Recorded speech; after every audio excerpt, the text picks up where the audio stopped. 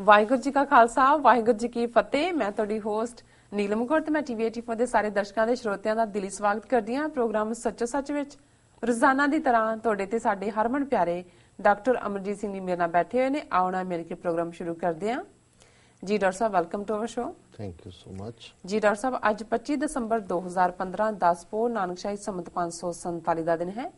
ਤੇ ਡਾਕਟਰ ਸਾਹਿਬ, ਇਸ ਤੋਂ ਪਹਿਲਾਂ ਕਿ ਅਸੀਂ ਆਪਣੇ ਪ੍ਰੋਗਰਾਮ ਦੀ ਸ਼ੁਰੂਆਤ ਕਰੀਏ, ਤੁਸੀਂ ਸਾਡੇ ਦਰਸ਼ਕਾਂ ਨੂੰ ਦੱਸੋ ਅੱਜ ਦੇ ਅਹਿਮ ਵਿਸ਼ੇ। ਅੱਜ ਦੇਖੋ 25 ਦਸੰਬਰ ਦਾ ਦਿਨ ਕ੍ਰਿਸਮਸ ਦਾ ਦਿਨ ਹੈ ਜੀ। ਤੇ ਜਦੋਂ ਅਸੀਂ ਦੁਨੀਆ ਦੇ ਲਗਭਗ 7 ਬਿਲੀਅਨ ਲੋਕਾਂ ਦੀ ਗੱਲ ਕਰਦੇ ਹਾਂ ਤੇ ਈਸਾਈ ਧਰਮ ਜਿਸ ਦਾ ਸਿੱਧਾ ਸੰਬੰਧ ਹਜ਼ਰਤ ਈਸਾ ਜਿਸ ਨੂੰ ਇਸਲਾਮ 'ਚ ਕਿਹਾ ਜਾਂਦਾ ਹੈ, ਕ੍ਰਿਸਚੀਅਨਿਟੀ ਉਸ ਨੂੰ ਜੀਸਸ ਕ੍ਰਾਈਸਟ ਕਹਿੰਦੀ ਹੈ। ਬੇਸ਼ੱਕ ਉਹਨਾਂ ਦਾ ਆਪਣਾ ਜਨਮ ਇੱਕ ਫਲਸਤੀਨੀ ਯਹੂਦੀ ਦੇ ਤੌਰ ਤੇ ਬੈਥਲਹਿਮ ਦੇ ਵਿੱਚ ਹੋਇਆ ਸੀ ਔਰ ਇਹ ਇਲਜ਼ਾਮ ਉਹਨਾਂ ਦੇ ਉੱਤੇ ਜਾਂਦਾ ਹੈ ਉਸ ਵੇਲੇ ਦੇ ਜਿਹੜੇ ਕਾਬਜ਼ ਲੋਕ ਸੀ, ਪੁਜਾਰੀ ਕਲਾਸ, ਕਿ ਉਹਨਾਂ ਨੇ ਜੀਸਸ ਨੂੰ ਜਿਸ ਸੰਬੰਧੀ ਦੋ ਅਲੱਗ-ਅਲੱਗ ਵਿਸ਼ਵਾਸ ਨੇ। ਇੱਕ ਪਾਸੇ ਕ੍ਰਿਸਚੀਅਨਿਟੀ ਜੀਸਸ ਨੂੰ ਮਸੀਹਾ ਕਰਕੇ ਮੰਨਦੀ ਹੈ, ਪੰਜਾਬੀ 'ਚ, ਅੰਗਰੇਜ਼ੀ 'ਚ ਜਾਂ ਲੈਟਿਨ ਹਿਬਰੂ 'ਚ ਮਸਾਇਆ ਕਿਹਾ ਜਾਂਦਾ ਹੈ, ਔਰ ਸਨ ਆਫ ਗੋਡ ਦੇ ਤੌਰ ਦੇ ਉੱਤੇ ਜੀਸਸ ਦੀ ਹੋਂਦ ਹੈ। ਪਰ ਯਹੂਦੀ ਮੂਲ ਤੌਰ ਤੇ ਜਿਹਦੇ 'ਚ ਓਲਡ ਟੈਸਟਾਮੈਂਟ ਦੇ ਵਿੱਚ ਬੇਸ਼ੱਕ ਉਹਨਾਂ ਨੇ ਭਵਿੱਖ ਦੇ ਮਸਾਇਆ ਦੀ ਗੱਲ ਕੀਤੀ ਸੀ ਔਰ ਜੀਸਸ ਦਾ ਇਹ ਦਾਅਵਾ ਸੀ ਕਿ ਮੈਂ ਹੀ ਉਹ ਮਸਾਇਆ ਹੈ ਜਾਂ ਸਨ ਆਫ ਗੋਡ ਹੈ। ਲੇਕਿਨ ਉਸ ਵੇਲੇ ਦੀ ਜਿਹੜੀ ਸਥਾਪਤ ਧਿਰ ਸੀ ਯਹੂਦੀਆਂ ਦੀ, ਕਿਉਂਕਿ ਲਗਭਗ 2015 ਸਾਲ ਪਹਿਲਾਂ ਜੀਸਸ ਦਾ ਜਨਮ ਹੁੰਦਾ ਹੈ ਬੈਥਲਹਿਮ 'ਚ, ਔਰ ਇਹ ਉਹ ਪੀਰੀਅਡ ਸੀ ਕਿ ਸਾਰਾ ਹੀ ਮਿਡਲ ਈਸਟ ਰੋਮਨ ਐਮਪਾਇਰ ਦੇ ਥੱਲੇ ਸੀ। ਰੋਮਨ ਬਾਦਸ਼ਾਹਤ ਜਿਹੜੀ ਹੈ ਉੱਥੇ ਕਾਇਮ ਸੀ ਔਰ ਰੋਮਨ ਜਿਹੜੇ ਨੇ ਉਹ ਕੋਈ ਈਸਾਈ ਨਹੀਂ ਸਨ ਜਿਵੇਂ ਹੁਣ ਸਾਨੂੰ ਲੱਗਦਾ ਵੀ ਸਾਰੇ ਹੀ ਜਿਵੇਂ ਉਸ ਵੇਲੇ ਈਸਾਈ ਹੋਣ। ਇਸ ਦੇ ਉਲਟ ਜਿਹੜੇ ਰੋਮ ਜਿਸ ਦਾ ਸੰਬੰਧ ਇਟਲੀ ਨਾਲ ਹੈ, ਇਟਲੀ ਦਾ ਬੇਸ ਸੀ ਉਦੋਂ, ਪਰ ਇਹਨਾਂ ਦਾ ਬਹੁਤ ਜ਼ਿਆਦਾ ਫੈਲਾਅ ਸੀ। ਮੱਧ ਏਸ਼ੀਆ ਜਿਹੜਾ ਹੈ ਇਹਨਾਂ ਦੇ ਕਬਜ਼ੇ 'ਚ ਸੀ ਤੇ ਇਹਨਾਂ ਦੀਆਂ ਬਹੁਤ ਸਾਰੀਆਂ ਪ੍ਰੈਕਟਿਸਿਸ ਜਿਹੜੀਆਂ ਨੇ ਉਹ ਜਿਨ੍ਹਾਂ ਨੂੰ ਬਾਅਦ ਦੇ ਵਿੱਚ ਕੁਝ ਪੇਗਨ ਵੀ ਇਸਤੇਮਾਲ ਕਰਦੇ ਨੇ ਸ਼ਬਦ, ਅੱਡ-ਅੱਡ ਸ਼ਕਤੀਆਂ ਦੇ ਆਪਣੇ ਆਪਣੇ ਦੇਵਤੇ ਸਨ ਔਰ ਜਿਹੋ ਜਿਹਾ ਗ੍ਰੀਸ ਦੇ ਵਿੱਚ, ਯੂਨਾਨ ਦੇ ਵਿੱਚ ਜਿਸ ਕਿਸਮ ਦੇ ਉਹਨਾਂ ਦਾ ਆਪਣਾ ਇੱਕ ਫੇਥ ਸਿਸਟਮ ਰਿਹਾ, ਇਹੋ ਜਿਹਾ ਹੀ ਜਿਹੜਾ ਹੈ ਉਹ ਪ੍ਰਭਾਵ ਵੀ ਇਟਾਲੀਅਨ ਦਾ ਵੀ ਸੀ। ਸੋ ਰੋਮਨ ਐਮਪਾਇਰ ਨੇ, ਕਿਉਂਕਿ ਯਹੂਦੀ ਧਰਮ ਮਿਡਲ ਈਸਟ ਦੇ ਜਾਂ ਜਿਨ੍ਹਾਂ ਨੂੰ ਅਸੀਂ ਸੈਮੈਟਿਕ ਧਰਮ ਕਹਿੰਦੇ ਹਾਂ ਉਹਨਾਂ 'ਚ ਸਭ ਤੋਂ ਪੁਰਾਣਾ ਧਰਮ ਹੈ ਔਰ ਉਹਨਾਂ ਦਾ ਆਪਣਾ ਲਾਅ ਸੀ, ਆਪਣੇ ਉਹਨਾਂ ਦਾ ਜਿਹਨੂੰ ਓਲਡ ਟੈਸਟਾਮੈਂਟ ਜਾਂ ਟੋਰਾ ਕਿਹਾ ਜਾਂਦਾ ਹੈ, ਔਰ ਉਹਨਾਂ ਦਾ ਇੱਕ ਆਪਣਾ ਧਾਰਮਿਕ ਤੌਰ ਦੇ ਉੱਤੇ ਔਰ ਬਹੁਤ ਸਾਰੀਆਂ ਪ੍ਰੈਕਟਿਸਿਸ ਜਿਹੜੀਆਂ ਬਾਅਦ ਦੇ ਵਿੱਚ ਅਸੀਂ ਇਸਲਾਮ ਦੇ ਵਿੱਚ ਦੇਖਦੇ ਹਾਂ। ਉਸ ਦੀ ਸ਼ੁਰੂਆਤ ਜਿਹੜੀ ਹੈ ਉਹ ਯਹੂਦੀ ਕਲਚਰ, ਸੱਭਿਆਚਾਰ ਜਾਂ ਜੂਡਾਇਜ਼ਮ ਦੇ ਨਾਲ ਹੋਈ, ਜਿਨ੍ਹਾਂ 'ਚੋਂ ਇੱਕ ਜਿਵੇਂ ਸਰਕਮਸੀਜ਼ਨ ਜਾਂ ਸੁੰਨਤ ਕਰਨਾ, ਇਹ ਵੀ ਯਹੂਦੀਆਂ ਦੀ ਪ੍ਰੈਕਟਿਸ ਸੀ, ਸੁੰਨਤ ਕੀਤੀ ਜਾਂਦੀ ਸੀ। ਇਸੇ ਤਰ੍ਹਾਂ ਜਿਹੜਾ ਸੂਰ ਨਾ ਖਾਣਾ ਜਾਂ ਸੂਰ ਨੂੰ ਮਾੜਾ ਕਹਿਣਾ, ਜਿਹੜਾ ਡਰਟੀ ਐਨੀਮਲ, ਇਹ ਵੀ ਯਹੂਦੀਆਂ ਦੀ ਕਲਚਰਲ ਜਾਂ ਰਿਲੀਜੀਅਸ ਪਾਰਟ ਸੀ। ਇਸ ਨੂੰ ਹੀ ਇਸਲਾਮ ਦੇ ਵਿੱਚ ਵੀ ਅੱਗੋਂ ਕੰਟੀਨਿਊ ਕੀਤਾ ਗਿਆ। ਇਸੇ ਤਰ੍ਹਾਂ ਬੇਸ਼ੱਕ ਹਜ਼ਰਤ ਇਬਰਾਹੀਮ ਦੇ ਨਾਲ ਜਦੋਂ ਅਸੀਂ ਇਸਲਾਮ ਦੇ ਹਵਾਲੇ ਨਾਲ ਦੇਖਦੇ ਹਾਂ ਤੇ ਜਿਹੜੀ ਈਦ ਜਿਹਨੂੰ ਬਕਰੀਦ ਕਿਹਾ ਜਾਂਦਾ ਹੈ, ਬੱਕਰੇ ਦੀ ਕੁਰਬਾਨੀ ਦਿੱਤੀ ਜਾਂਦੀ ਹੈ ਜਾਂ ਊਂਠ ਦੀ ਦਿੱਤੀ ਜਾਂਦੀ ਹੈ, ਗਾਂ, ਮੱਝ, ਹਰ ਥਾਂ ਦੇ ਉੱਤੇ ਜਿਹੜੀ ਵੀ ਕਿਸੇ ਦੀ ਅਵੇਲੇਬਿਲਿਟੀ ਹੈ। ਇਸ ਦਾ ਸੰਬੰਧ ਵੀ ਜਿਹੜਾ ਅਬਰਾਹਮ ਜਿਹੜੇ ਕਿ ਯਹੂਦੀਆਂ ਦੇ ਪ੍ਰੋਫਿਟ ਹੋਏ ਨੇ ਉਹਨਾਂ ਦੇ ਨਾਲ ਜਾ ਕੇ ਜੁੜਦਾ ਹੈ, ਜਿਨ੍ਹਾਂ ਦੀ ਬੜੀ ਪੋਪੂਲਰ ਕਹਾਣੀ ਹੈ। ਸਾਡੇ ਵੀ ਕਈ ਵਾਰ ਜਿਹੜੇ ਪ੍ਰਚਾਰਕ ਨੇ ਉਹ ਇਹ ਦੱਸਣ ਦੇ ਲਈ ਕਿ ਬੱਚੇ ਕਿੰਨੇ ਪਿਆਰੇ ਹੁੰਦੇ ਨੇ ਔਰ ਜਦੋਂ ਅਸੀਂ ਇਹਨਾਂ ਦਿਨਾਂ ਦੇ ਵਿੱਚ ਹੀ 10ਵੇਂ ਪਾਤਸ਼ਾਹ ਦੀ ਯਾਦ, ਉਹਨਾਂ ਦੇ ਸਾਹਿਬਜ਼ਾਦੇ ਮਾਤਾ ਗੁਜਰੀ, ਉਹਨਾਂ ਦੀ ਯਾਦ ਕਰ ਰਹੇ ਤੇ ਫਿਰ ਇਹ ਵੀ ਇੱਕ ਰੈਲੇਵੈਂਟ ਪਾਰਟ ਬਣ ਜਾਂਦਾ ਹੈ, ਕਿਉਂਕਿ ਅਬਰਾਹਮ ਜਾਂ ਹਜ਼ਰਤ ਇਬਰਾਹੀਮ ਦੀ ਜਿਹੜੀ ਕਹਾਣੀ ਮੁਤਾਬਕ ਜਦੋਂ ਉਹ ਰੱਬ ਦੇ ਬਹੁਤ ਨੇੜੇ ਨੇ ਔਰ ਰੱਬ ਨੇ ਉਹਨਾਂ ਨੂੰ ਕਿਹਾ ਕਿ ਵੀ ਤੂੰ ਮੈਨੂੰ ਆਪਣੀ ਸਭ ਤੋਂ ਪਿਆਰੀ ਚੀਜ਼ ਅਰਪਣ ਕਰ, ਔਰ ਉਹਨਾਂ ਨੂੰ ਆਪਣਾ ਬੇਟਾ ਬਹੁਤ ਪਿਆਰਾ ਸੀ। ਉਹਨਾਂ ਨੇ ਉਸ ਨੂੰ ਲੈ ਆਂਦਾ ਜਿੱਥੇ ਵੀ ਜੋ ਵੀ ਉਸ ਕਿਸਮ ਦੀ ਜਿਹਨੂੰ ਇਲਾਹੀ ਆਦੇਸ਼ ਕਹਿੰਦੇ ਨੇ ਉਸ ਪਹਾੜ ਦੇ ਉੱਤੇ। ਔਰ ਜਦੋਂ ਉਸ ਨੇ ਉਸ ਦੇ ਗਾਟੇ ਤੇ ਛੁਰੀ ਰੱਖੀ ਤੇ ਇੱਕਦਮ ਉਹਨਾਂ ਦੇ ਵਿੱਚ ਜਿਹੜਾ ਹੋਇਆ, ਫਿਰ ਉਹਨਾਂ ਨੇ ਕਿਹਾ ਵੀ ਨਹੀਂ, ਮੇਰੇ ਅੱਖਾਂ ਤੇ ਪੱਟੀ ਬੰਨ੍ਹ ਦਿਓ, ਕਿਉਂਕਿ ਮੈਂ ਜਿਹੜਾ ਇਸ ਤਰ੍ਹਾਂ ਨਹੀਂ ਦੇਖ ਸਕਦਾ ਆਪਣੇ ਸਾਹਮਣੇ, ਜਾਂ ਆਪਣੇ ਪੁੱਤਰ ਨੂੰ ਜ਼ਿਬਾ ਨਹੀਂ ਕਰ ਸਕਦਾ। ਫਿਰ ਜਿਵੇਂ ਉਹ ਕਹਾਣੀ ਜਾਂ ਜੋ ਵੀ ਹਿਸਟੋਰੀਕਲ ਉਹਨਾਂ ਦੇ ਮੁਤਾਬਕ ਅਕਾਊਂਟ ਹੈ ਕਿ ਜਦੋਂ ਉਹਨੇ ਫਿਰ ਰੱਬ ਨੂੰ ਯਾਦ ਕਰਕੇ ਰੱਖੀ ਛੁਰੀ, ਤੇ ਉਹ ਜਿਹੜਾ ਹੈ ਉਹ ਪਰੇ ਚਲਾ ਗਿਆ ਔਰ ਉਹਦੀ ਥਾਂ ਤੇ ਬੱਕਰਾ ਆ ਗਿਆ। ਇਸ ਤੋਂ ਸ਼ੁਰੂਆਤ ਹੁੰਦੀ ਹੈ। ਸੋ ਬੇਸ਼ੱਕ ਬਹੁਤ ਸਾਰੀਆਂ ਕਹਾਣੀਆਂ ਦਾ ਇੱਕ ਬੜਾ ਪਾਵਰਫੁਲ ਸਿੰਬੋਲਿਜ਼ਮ ਹੁੰਦਾ ਹੈ, ਔਰ ਸਿੰਬੋਲਿਜ਼ਮ ਹੁੰਦਾ ਹੈ ਕਿ ਰੱਬ ਨੂੰ ਪਾਉਣ ਦੇ ਲਈ ਜਾਂ ਰੱਬ ਤੱਕ ਪਹੁੰਚਣ ਲਈ ਜਾਂ ਰੱਬ ਨੂੰ ਲੱਭਣ ਦੇ ਲਈ ਜਿਹੜੀ ਸਭ ਤੋਂ ਪਿਆਰੀ ਚੀਜ਼ ਤੁਹਾਡੀ ਹੁੰਦੀ ਹੈ, ਉਹ ਵੀ ਰੱਬ ਤੋਂ ਕੁਰਬਾਨ ਕਰਨ ਦੇ ਲਈ ਸਾਨੂੰ ਤਿਆਰ ਰਹਿਣਾ ਚਾਹੀਦਾ। ਮਤਲਬ ਇਹ ਹੈ, ਗੱਲ ਅਖੀਰ ਮੋਹ ਦੀ ਦੁਨੀਆ 'ਚ ਆ ਜਾਂਦੀ ਹੈ। ਬੇਸ਼ੱਕ ਸਾਡੀ ਦੌਲਤ ਹੈ, ਪੁੱਤਰ ਧੀਆਂ ਨੇ, ਜਾਂ ਹੋਰ ਸਾਡੇ ਸਾਧਨ ਨੇ, ਅਸੀਂ ਅਲਟੀਮੇਟਲੀ ਜੇ ਉਸ ਮੋਹ ਦੇ ਪਾਸ਼ ਵਿੱਚ ਜਾਂ ਮੋਹ ਦੀ ਗਲਵਕੜੀ 'ਚ, ਮੋਹ ਦੀ ਜਕੜ ਦੇ ਵਿੱਚ ਫਸੇ ਹੋਏ ਹੈ, ਤੇ ਫਿਰ ਉਹ ਪਰਦਾ ਜਿਹਨੇ ਸਾਡੇ 'ਚ ਵਿੱਥ ਪਾਈ ਹੈ ਰੱਬ ਤੋਂ, ਉਹ ਪਰਦਾ ਚੁੱਕਿਆ ਨਹੀਂ ਜਾਂਦਾ। ਔਰ ਜਦੋਂ ਅਸੀਂ ਮੋਹ ਦੇ ਉਸ ਚੁੰਗਲ 'ਚੋਂ ਨਿਕਲ ਜਾਂਦੇ ਹਾਂ ਤੇ ਫਿਰ ਅਸੀਂ ਸੱਚ ਵੱਲ ਤੁਰ ਪੈਂਦੇ ਹਾਂ ਔਰ ਨਿਰੰਕਾਰ ਦੀ ਕਿਰਪਾ ਦੇ ਪਾਤਰ ਬਣਦੇ ਹਾਂ, ਕਿਉਂਕਿ ਫਿਰ ਸਾਨੂੰ ਜਿੱਥੇ ਆ ਜਤ ਦੇਖਾਂ ਤਤ ਤੂੰ ਨਜ਼ਰ ਆਉਂਦਾ ਹੈ। ਫਿਰ ਇਹ ਨਹੀਂ ਹੈ, ਇਹ ਮੇਰਾ ਮੇਰਾ ਮੇਰਾ ਨਹੀਂ ਹੁੰਦਾ, ਫਿਰ ਤੇਰਾ ਤੇਰਾ ਤੇਰਾ ਹੁੰਦਾ। ਦੁਨੀਆ ਤਾਂ ਉਹੀ ਰਹਿੰਦੀ ਹੈ, ਰਿਸ਼ਤੇ ਵੀ ਉਹੀ ਰਹਿੰਦੇ ਨੇ, ਪਰ ਉਹਨਾਂ ਦੇ ਵਿੱਚ ਇੱਕ ਬਦਲਾਵ ਹੁੰਦਾ। ਸੋ ਜਿਹੜੀ ਜਦੋਂ ਮੈਂ ਇਹ ਟੋਰਾ ਦੇ ਹਵਾਲੇ ਨਾਲ ਗੱਲ ਕਰ ਰਿਹਾ ਸੀ, ਉਹਦੇ 'ਚ ਇਹ ਭਵਿੱਖਬਾਣੀ ਵੀ ਸੀ ਕਿ ਭਵਿੱਖ ਦੇ ਵਿੱਚ ਇੱਕ ਜਿਹੜਾ ਯਹੂਦੀਆਂ ਦਾ ਆਏਗਾ, ਜਿਹੜਾ ਮਸਾਇਆ, ਉਹ ਕਿੰਗਡਮ ਆਫ ਹੈਵਨ ਧਰਤੀ ਦੇ ਉੱਤੇ ਐਸਟੈਬਲਿਸ਼ ਕਰੇਗਾ, ਕਿੰਗਡਮ ਆਫ ਔਰ ਨੇਸ਼ਨ ਆਫ ਇਜ਼ਰਾਈਲ। ਕਿਉਂਕਿ ਜਦੋਂ ਅਸੀਂ ਯਹੂਦੀਆਂ ਦਾ ਪਿਛੋਕੜ ਦੇਖਦੇ ਹੋ, ਇਹਨਾਂ ਦੇ ਵਿੱਚ ਚੋਜ਼ਨ ਫਿਊ ਦਾ ਕਾਨਸੈਪਟ ਵੀ ਹੈ ਕਿ ਚੋਜ਼ਨ ਪੀਪਲ ਆਫ ਗਾਡ, ਕਿ ਇਹ ਰੱਬ ਦੇ ਚੁਣੇ ਹੋਏ ਲੋਕ ਨੇ। ਖੈਰ, ਜਦੋਂ ਹੁਣ ਅਸੀਂ ਕ੍ਰਿਸਮਸ ਦੇ ਹਵਾਲੇ ਨਾਲ ਗੱਲ ਕਰ ਰਹੇ ਹਾਂ ਤਾਂ ਫਿਰ ਇਸ ਪਾਰਟ ਨੂੰ ਦੇਖੀਏ ਕਿ ਇਸੇ ਤਰ੍ਹਾਂ ਜੀਸਸ ਕ੍ਰਾਈਸਟ, ਈਵਨ ਇਸਲਾਮ ਦੇ ਵਿੱਚ, ਕੁਰਾਨ ਸ਼ਰੀਫ ਦੇ ਵਿੱਚ ਵੀ ਉਹਨਾਂ ਦਾ ਜ਼ਿਕਰ ਹੈ, ਔਰ ਉਹਨਾਂ ਨੂੰ ਹਜ਼ਰਤ ਈਸਾ ਦੇ ਤੌਰ ਤੇ ਮੁਖਾਤਬ ਕੀਤਾ ਜਾਂਦਾ ਹੈ। ਔਰ ਉਹਨਾਂ ਦੀ ਜਿਹੜੀ ਵਰਜਨ ਮੈਰੀ ਹੈ, ਉਹਨਾਂ ਦੇ ਲਈ ਸ਼ਬਦ ਮਰੀਮ ਇਸਤੇਮਾਲ ਹੁੰਦਾ ਹੈ, ਬੀਬੀ ਮਰੀਮ, ਜਾਂ ਕੋਈ ਹੋਰ ਸ਼ਬਦ ਹੈ ਜਿਹੜਾ ਸ਼ਾਇਦ ਮੈਂ ਠੀਕ ਨਾ ਕਿਹਾ, ਪਰ ਮਰੀਮ ਜਿਹੜਾ ਉਹਨਾਂ ਨੂੰ ਕਿਹਾ ਜਾਂਦਾ ਹੈ। ਔਰ ਇਸੇ ਤਰ੍ਹਾਂ ਜਿਨ੍ਹਾਂ ਦਾ ਅਬਰਾਹਮ ਦਾ ਅਸੀਂ ਜ਼ਿਕਰ ਕੀਤਾ, ਉਹ ਹਜ਼ਰਤ ਇਬਰਾਹੀਮ ਨੇ।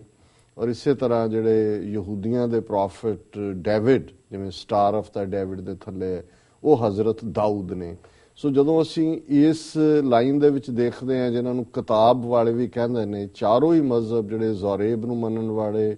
ਓਲਡ ਟੈਸਟਾਮੈਂਟ, ਬਾਈਬਲ ਜਿਹਨੂੰ ਨਿਊ ਟੈਸਟਾਮੈਂਟ ਵੀ ਕਿਹਾ ਜਾਂਦਾ ਹੈ,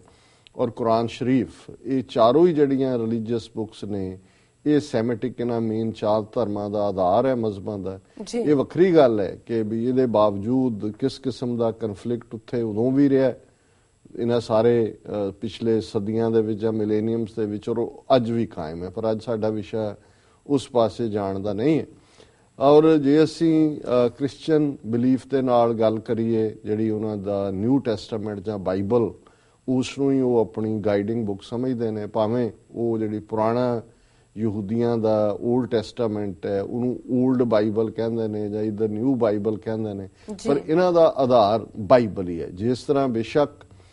ਇਸਲਾਮ ਜਿਹੜਾ ਹੈ ਉਹ ਵੀ ਓਲਡ ਟੈਸਟਾਮੈਂਟ 'ਚ ਯਕੀਨ ਰੱਖਦਾ ਹੈ, ਬਾਈਬਲ 'ਚ ਵੀ ਜਿਹੜਾ ਹੈ ਉਸ ਨੂੰ ਹੈ, ਲੇਕਿਨ ਜਿਹੜਾ ਉਹਨਾਂ ਦੇ ਲਈ ਜਿਹੜੀ ਗਾਈਡਿੰਗ ਪ੍ਰਿੰਸੀਪਲ ਹੈ ਉਹ ਕੁਰਾਨ ਮਜੀਦ ਹੈ ਜਾਂ ਕੁਰਾਨ ਸ਼ਰੀਫ ਹੈ, ਜਿਹੜਾ ਉਹਨਾਂ ਦੇ ਵਿਸ਼ਵਾਸ ਮੁਤਾਬਕ ਰੱਬ ਵੱਲੋਂ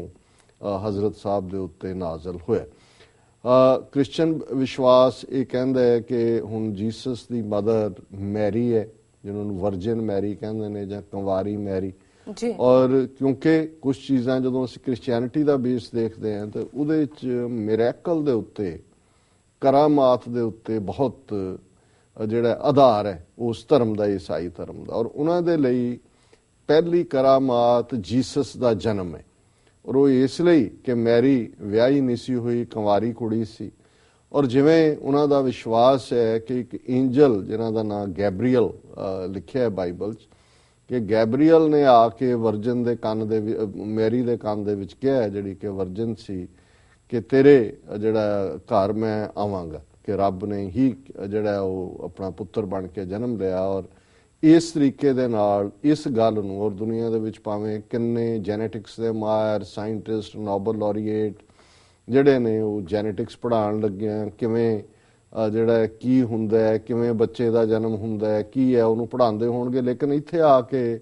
ਉਹਨਾਂ ਦਾ ਵਿਸ਼ਵਾਸ ਜਿਹੜਾ ਹੈ, ਔਰ ਕਿਉਂਕਿ ਮੈਂ ਦੂਸਰੇ ਧਰਮਾਂ ਮਜ਼ਹਬਾਂ ਦੀ ਵੀ ਗੱਲ ਕੀਤੀ ਹੈ, ਕਿਉਂਕਿ ਉਸੇ ਵਿਸ਼ਵਾਸ ਨੂੰ ਹੀ ਫਿਰ ਉਹ ਵੀ ਚੈਲੰਜ ਨਹੀਂ ਕਰਦੇ, ਅਸੀਂ ਵੀ ਚੈਲੰਜ ਨਹੀਂ ਕਰਦੇ, ਕਿਉਂਕਿ ਇੱਕ ਫੇਥ ਦੀ ਗੱਲ ਹੈ। ਪਰ ਇਹ ਇੱਕ ਫੈਕਟ ਹੈ ਕਿ ਮੈਰੀ, ਵਰਜਨ ਮੈਰੀ, ਕੁੰਵਾਰੀ ਮੈਰੀ ਦੇ ਨੂੰ ਜਿਹੜੇ ਨੇ ਉਹਨਾਂ ਦੇ ਜੀਸਸ ਦਾ ਜਨਮ ਹੁੰਦਾ। ਹੁਣ ਜਦੋਂ ਅਸੀਂ ਬਹੁਤ ਵਾਰੀ ਦੇਖਦੇ ਹਾਂ ਕਿ ਤੁਸੀਂ ਕਈ ਥਾਂ ਤੇ ਕਈ ਫਿਲਮਸ ਦੇਖੋਗੇ ਜੋ ਚੱਲ ਰਹੀਆਂ ਇਸ ਹਫਤੇ 'ਚ, ਜਾਂ ਐਗਜ਼ੀਬਿਟਸ ਨੇ ਜਾਂ ਦੂਸਰੇ ਨੇ, ਤੇ ਇੱਕ ਖੁਰਲੀ ਦਿਖਾਈ ਜਾਂਦੀ ਹੈ, ਮੈਂਜਰ, ਜਿਹਨੂੰ ਤੁਸੀਂ ਇਹ ਕਹਿੰਦੇ ਹੋ ਕਿ ਜਿਹਦੇ 'ਚ ਕਿ ਡੰਗਰਾਂ ਨੂੰ ਦਾ ਉਹਨਾਂ ਦਾ ਤੁਸੀਂ ਚਾਰਾ ਪਾਉਂਦੇ ਹੋ, ਉਹ ਰੱਖਦੇ ਹੋ ਉਹਨਾਂ ਦੇ ਖਾਣ ਦੇ ਲਈ। ਸੋ ਜੀਸਸ ਜਿਹੜੇ ਨੇ, ਕਿਉਂਕਿ ਹਾਲਾਤ ਉਸ ਵੇਲੇ ਦੇ ਉਸ ਕਿਸਮ ਦੇ ਸੀ,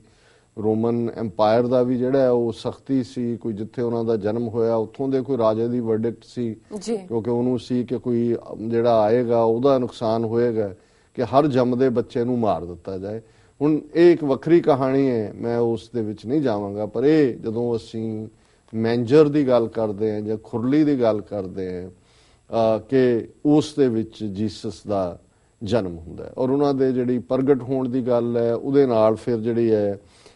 3 ਕਿੰਗਸ ਨੂੰ ਜੋੜਿਆ ਜਾਂਦਾ ਹੈ, ਕਿ ਵੀ ਉਹ ਜਿਹੜੇ ਨੇ ਗਾਈਡ ਕਰਦੇ ਨੇ, ਈਸਟ ਤੋਂ ਤੁਰਦੇ ਨੇ ਤਾਰੇ ਦੀ ਦਿਸ਼ਾ ਲੈ ਕੇ, ਔਰ ਉਹ ਸਭ ਤੋਂ ਪਹਿਲਾਂ ਆ ਕੇ ਜਿਹੜੇ ਨੇ ਉਹਨਾਂ ਨੂੰ ਮਾਗੀ ਕਰਕੇ ਕਿਹਾ ਜਾਂਦਾ, ਜਾਂ ਮਜਾਈ ਵੀ, ਕਿ ਉਹਨਾਂ ਨੇ 3 ਸਟਾਰਸ ਦੇ ਥੱਲੇ ਗਾਈਡ ਕੀਤਾ, ਉਹ ਉੱਥੋਂ ਤੱਕ ਪਹੁੰਚੇ। ਹੁਣ ਕੁੱਲ ਇਸ ਦੇ ਨਾਲ ਉਹਨਾਂ ਦਾ ਜਨਮ ਹੀ ਯਾਨੀ ਕਿ ਮਿਰੈਕਲ ਹੈ, ਕਿ ਉਹਨਾਂ ਦੇ ਜਨਮ ਦੇ ਨਾਲ ਇੱਕ ਕੁੰਵਾਰੀ ਦੇ ਘਰ ਜੰਮਣਾ ਹੀ ਆਪਣੇ ਆਪ 'ਚ ਕਰਾਮਾਤ ਹੈ। ਸੋ ਇੱਥੋਂ ਉਹਨਾਂ ਦੀ ਰੱਬ ਦੀ ਜਰਨੀ ਸ਼ੁਰੂ ਹੁੰਦੀ ਹੈ ਜੀਸਸ ਦੀ। ਉਹਨਾਂ ਦੀ ਹਯਾਤੀ ਜਾਂ ਕੁੱਲ ਉਮਰ ਲਗਭਗ 33.5 ਸਾਲ ਹੈ, ਜਿਸ 33.5 ਸਾਲ ਦੇ ਵਿੱਚ ਉਹਨਾਂ ਨੇ ਜਿਹੜਾ, ਔਰ ਇਸ ਵਿਸ਼ਵਾਸ ਦੇ ਨਾਲ, ਕਿਉਂਕਿ ਅੱਜ ਵੀ ਜਦੋਂ ਉਹਨਾਂ ਦੇ ਸਲੀਬ ਤੇ ਚਾੜਨ ਦੀ ਗੱਲ ਹੁੰਦੀ ਹੈ ਕਿ ਉਹਨਾਂ ਨੂੰ ਕਰੂਸੀਫਾਈ ਕੀਤਾ ਗਿਆ, ਤਾਂ ਫਿਰ ਜਿਹੜੇ ਜੀਸਸ ਦੇ ਜੀਵਨ ਦੀਆਂ ਘਟਨਾਵਾਂ ਨੇ ਬਹੁਤ ਸਾਰੀਆਂ, ਉਹਨਾਂ ਦੇ ਵਿੱਚੋਂ ਕਰਾਮਾਤਾਂ ਦਾ ਹੀ ਜ਼ਿਆਦਾ ਜ਼ੋਰ ਨਜ਼ਰ ਆਉਂਦਾ ਹੈ। ਜਿਵੇਂ ਜੀਸਸ ਦਾ ਹੀਲਰ ਕਿਹਾ ਜਾਂਦਾ ਹੈ, ਕਿ ਵੀ ਜਿਹੜਾ ਬਿਮਾਰ ਹੈ ਕੋਈ, ਉਸ ਨੂੰ ਟੱਚ ਕਰਦੇ ਨੇ ਉਹ ਰਾਜ਼ੀ ਹੋ ਜਾਂਦਾ ਹੈ। ਇਸੇ ਤਰ੍ਹਾਂ ਜਦੋਂ ਉਹ ਉਹਨਾਂ ਨੂੰ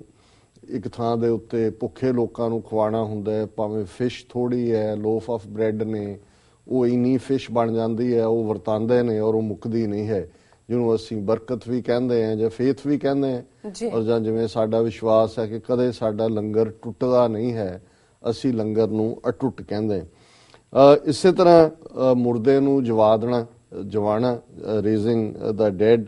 ਔਰ ਇਹ ਜਿਹੜਾ ਫਿਰ ਉਹਨਾਂ ਦਾ ਇੱਕ ਰੂਪ ਐਜ਼ ਏ ਕਿੰਗ ਹੈ, ਜਦੋਂ ਕਿ ਉਹ ਕਿੰਗ ਬਣ ਕੇ ਆਉਂਦੇ ਨੇ, ਔਰ ਉਹ ਵੀ ਇੱਕ ਸਿੰਬੋਲਿਜ਼ਮ ਹੈ ਕਿ ਵੀ ਇਹ ਜਿਹੜਾ ਕੰਡਿਆਂ ਦਾ ਉਹਨਾਂ ਨੇ ਕਰਾਊਨ ਜਿਹੜਾ ਉਹਨਾਂ ਦੇ ਹੈ, ਔਰ ਇਹੀ ਅਖੀਰ ਦੇ ਵੇਲੇ ਵੀ ਜਦੋਂ ਉਹਨਾਂ ਨੂੰ ਸਲੀਬ ਤੇ ਚਾੜਿਆ ਗਿਆ, ਰਾਦਰ ਮੌਕ ਕੀਤਾ ਗਿਆ ਕਿ ਤੁਸੀਂ ਜੀਸਸ ਦਾ ਕਿੰਗ ਕਹਿੰਦੇ ਸੀ, ਪਰ ਇਹ ਕਿੰਗਡਮ ਆਫ ਹੈਵਨ ਦੀ ਗੱਲ ਕਰਦੇ ਨੇ ਕਿ ਉਹਦਾ ਰੀਅਲ ਬਾਦਸ਼ਾਹ ਜਿਹੜਾ ਹੈ ਉਹ ਜੀਸਸ ਹੈ। ਹੁਣ